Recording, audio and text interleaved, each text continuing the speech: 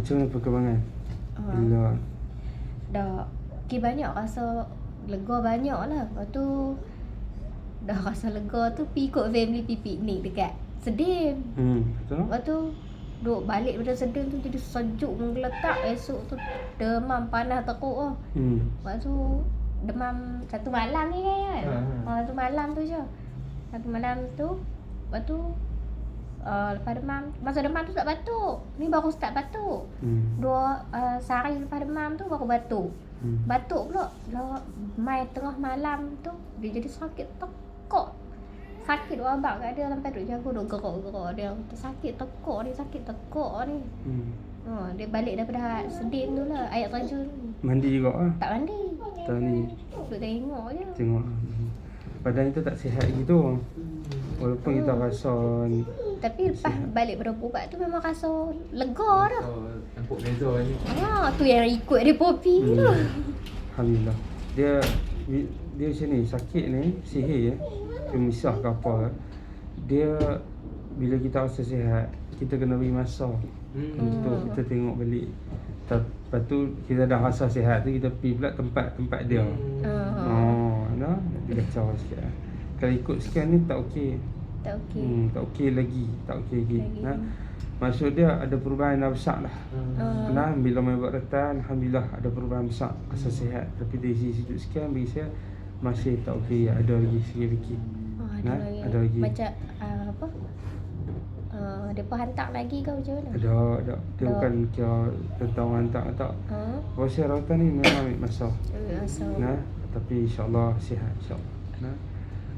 Agak-agak kalau dalam masa 14 hari rawatan dengan Rusufi ni, agak-agak berapa persen rasa sihat? Rasa sihat banyak.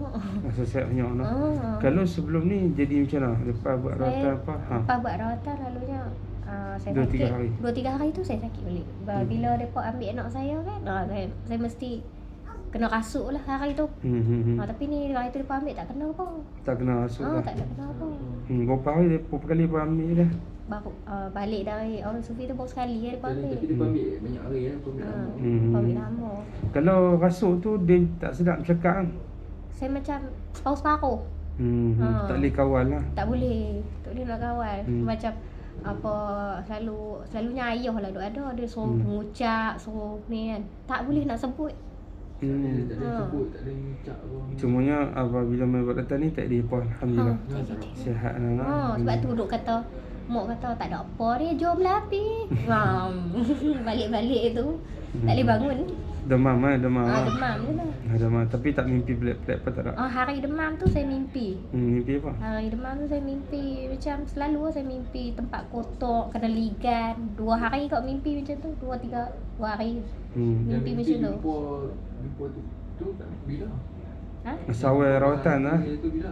Yang masa awal rawatan tu yang hari first tu saya bagi tahu kat Ustaz Kak Lai yang saya mimpi yang orang tua tu dia macam duk macam kena kesakitan, Dia sakit. Malam tu saya mimpi macam tu. Bila main buat data mimpi nampak dia sakit. Malam tu mimpi tu. Lepas tu hari kedua kami mimpi kami keluarga kami semua pi rumah dia, pi serang kat rumah. Lepas tu kami geledah ambil barang-barang hak dia buat tu.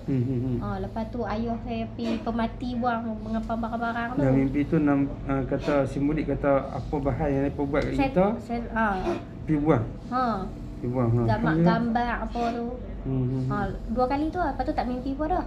Lepas tu hari saya pi mandi kat, tak mandi lah, pi kat Sedim Kelah tu. Malam tu mimpi 2 kali macam tu. Mimpi kena ligan orang jahat.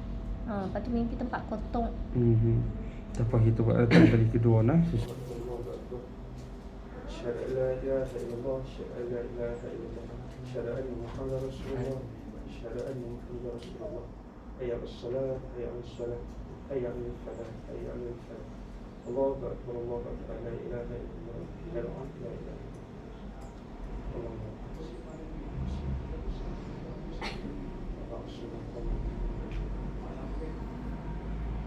Allahu akbar, Allahu akbar, la ilaha illallah, syahadu anna Muhammadar Rasulullah.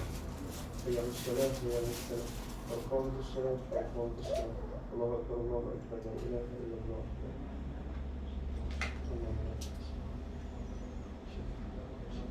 Allah sembuhkan menjadi